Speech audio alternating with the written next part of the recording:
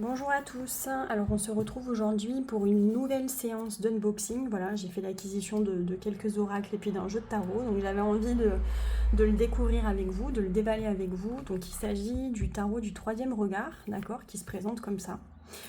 C'est un tarot sur le format du Rider-Waite-Smith, donc on n'est pas du tout sur un format tarot de Marseille. Moi, ce sont mes préférés, je les trouve très très parlants et j'aime bien le design et voilà, les couleurs, etc. Donc j'avais envie de le déballer avec vous. Maintenant, comment faire? On va utiliser les ongles.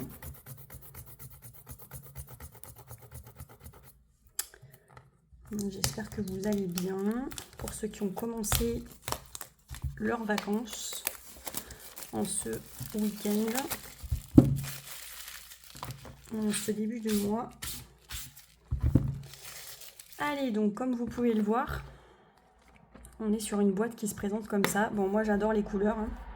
Donc vous voyez, c'est un tarot qui est écrit et illustré par Virginie Torel. Voilà, donc on est vraiment sur le modèle du Rider-Waite.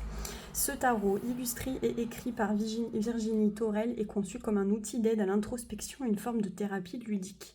Il s'agit d'une revisite colorée et parfois surprenante du célèbre Rider-Waite-Smith autour du symbole puissant qu'est l'œil.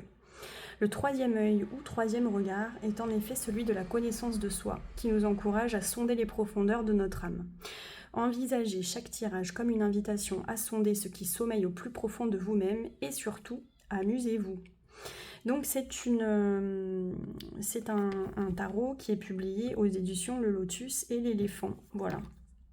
Allez, bon, on va essayer de le découvrir ensemble. Donc comme vous pouvez le constater, on a un petit livret qui se présente plus comme un livre que comme un livret, je vous avoue. Voilà, on est vraiment sur un mini-livre. Donc on a une partie... on est vraiment sur du papier qui sent bon. On va avoir une partie sur les arcanes majeures et manifestement aussi sur les arcanes mineures. Voilà, avec quelques modèles de tirage à la fin. Bon, comme j'ai envie de dire, les trois quarts des livrets qui accompagnent chaque jeu d'oracle ou chaque jeu de tarot. Donc on va découvrir les cartes ensemble. Elles sont assez grandes. Alors, on va essayer d'y aller en douceur. Voilà. Donc, on est... Écoutez le bruit. Donc, on est sur des cartes pas trop plastifiées finalement. On est vraiment sur des cartes en carton. Alors, attendez, je vais aller fermer la fenêtre parce que là, les bruits des camions, c'est infernal.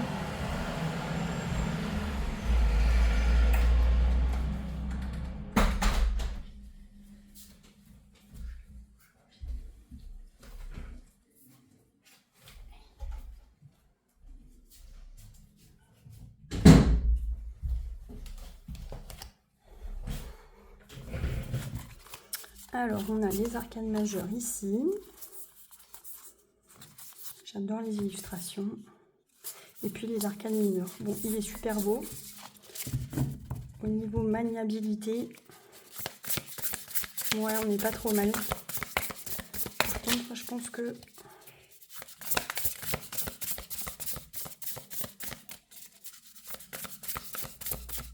Bon, en termes de coloris, en tout cas, il est super beau. Ok. Enfin, en plus, on tombe sur l'as de coupe, donc c'est une des plus belles cartes du tarot. Super, donc est-ce que vous voulez qu'on l'essaye? On n'a qu'à prendre l'énergie de ce week-end, mettons, le week-end du 1er et 2 août. On va prendre le petit Lenormand. Allez. Quelle est l'énergie de mon week-end? Ou l'énergie, tiens, on va pas parler de mon week-end, on va parler de l'énergie collective. L'énergie du collectif en ce week-end de chassé-croisé. L'énergie du collectif en 3 cartes.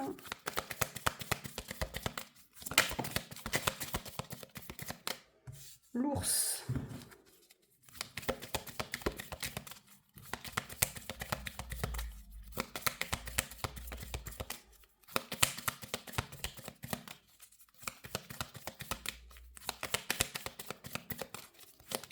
Mais encore.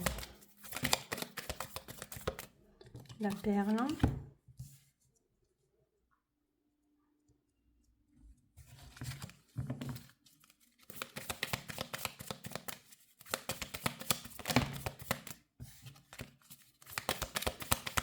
Troisième carte.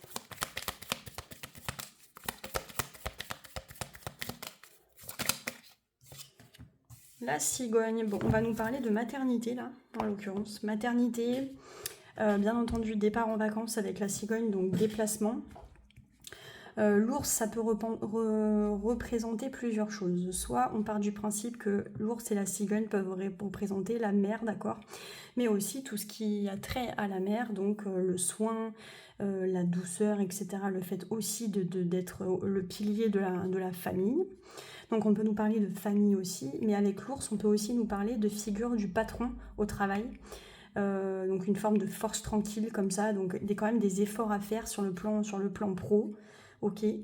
La perle, c'est l'idée de prendre soin de quelque chose, de veiller à quelque chose. C'est aussi pour moi, ça représente un petit peu les finitions aussi, le fait de finir correctement un travail et d'achever un travail. Et puis la cigogne, bien entendu, c'est le déplacement. On change de maison, d'accord. Donc on migre, quoi. Voilà. Voilà. Et on va pouvoir logiquement tester notre tarot. Allez, qu'est-ce qu'on va avoir sur la carte de l'ours?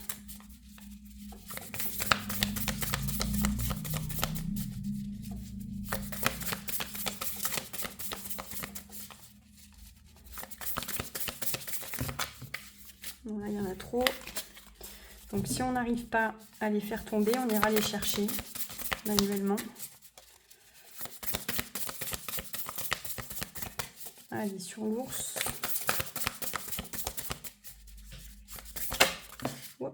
Donc, on a les amants.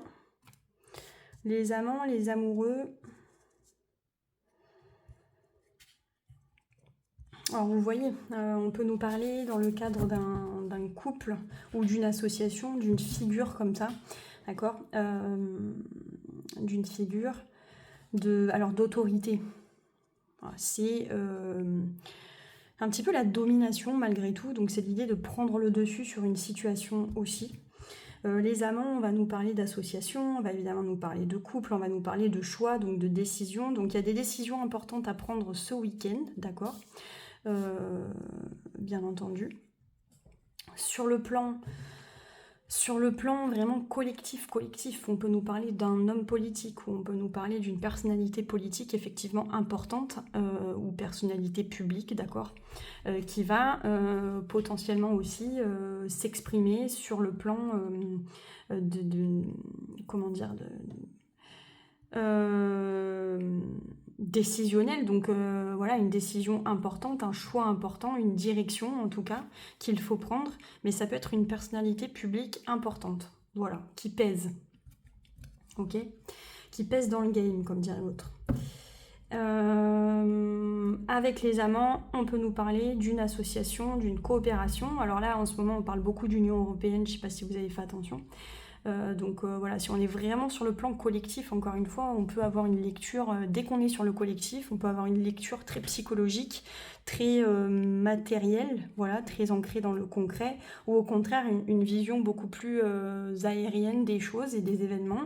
Donc ça peut être figuré aussi avec les amants. On peut nous parler d'union, hein, donc Union européenne aussi. Donc vous voyez, il y a beaucoup de choses qui sont en train de se passer à l'échelle européenne. Ça peut aussi être ça. Est-ce qu'on peut avoir quelque chose?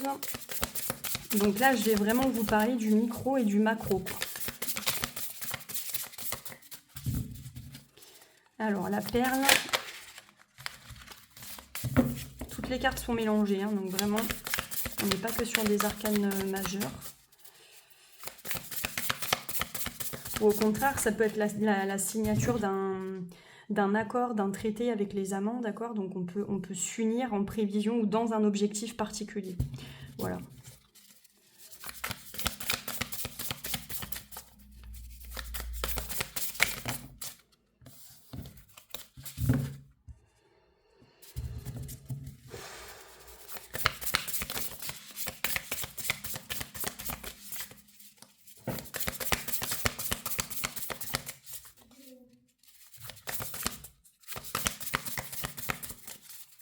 Allez, qu'est-ce qu'on va avoir sur la perle? Je vais aller la chercher parce qu'elle ne tombera pas.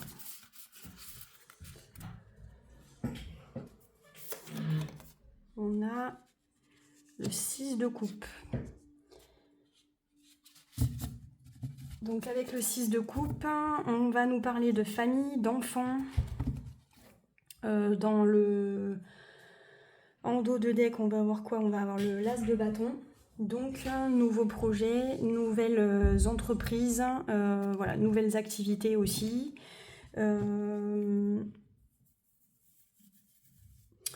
Qu'est-ce que je veux dire? Vraiment dans le micro, hein, rien à voir avec vraiment la vision du collectif, mais là vraiment, voilà, on peut nous parler en effet d'occuper les enfants. Avec des activités manuelles, etc. Avec la perle, on peut aussi nous parler évidemment de prendre soin des enfants. Le 6 de coupe, on va être dans une énergie de transmission, de générosité. Donc, bon, encore une fois, ça peut nous parler d'entraide. Et là, en l'occurrence, d'entraide entre États potentiellement, parce que vraiment, avec cet ours, moi, je vois l'État fort.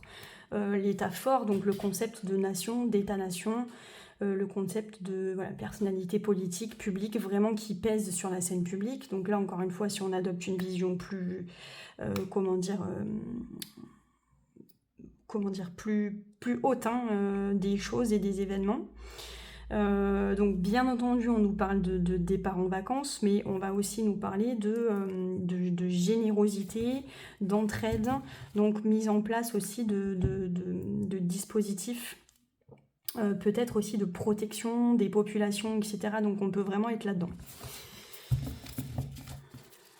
Et puis, bien sûr, si on est dans le contexte des vacances, on va prendre soin des enfants, hein, donc on passe du temps avec les enfants. Allez, avec la cigogne, de quoi on nous parle?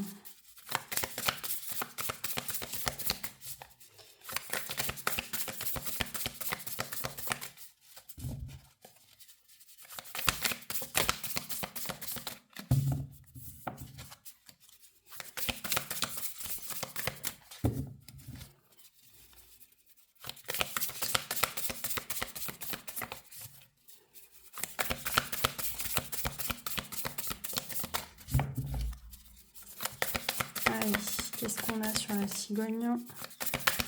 Si ça veut bien parler.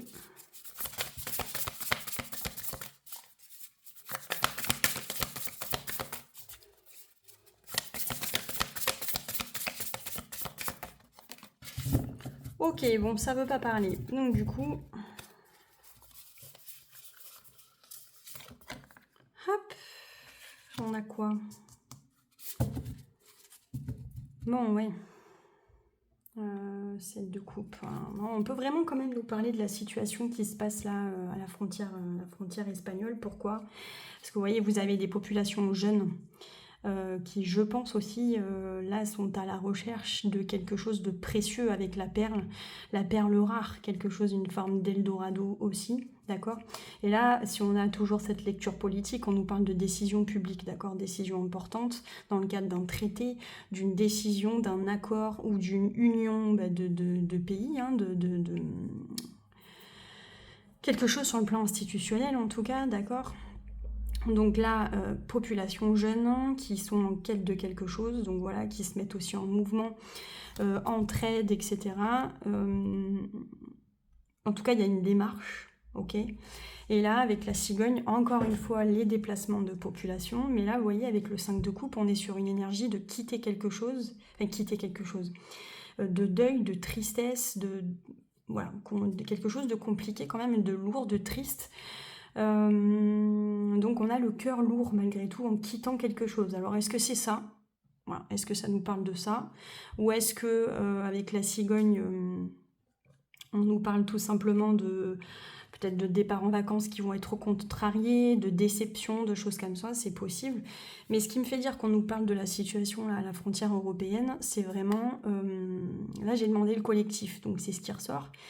Le 7 de coupe, vous voyez, c'est quand on est dans les choix, on a l'embarras du choix, mais c'est aussi un petit peu les péchés capitaux. Donc c'est un peu la folie des grandeurs, d'accord? Et il y a cette histoire d'illusion. Il y a une illusion. Voilà, très clairement. Le 10 de bâton, gros effort, grande fatigue. La fin de quelque chose. Mais on est dans quelque chose d'illusoire finalement. Hein, voilà, donc est-ce qu'on peut prendre un message de conclusion suite à cela?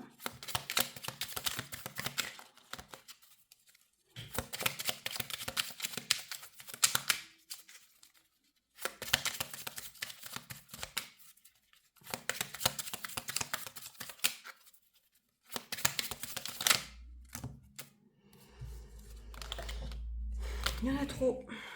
Il y en a beaucoup trop. Un seul message suffira. Est-ce que vous voyez bien les cartes par contre? Parce que bon, les cartes du Lenormand, vous les connaissez pour ceux qui suivent la chaîne.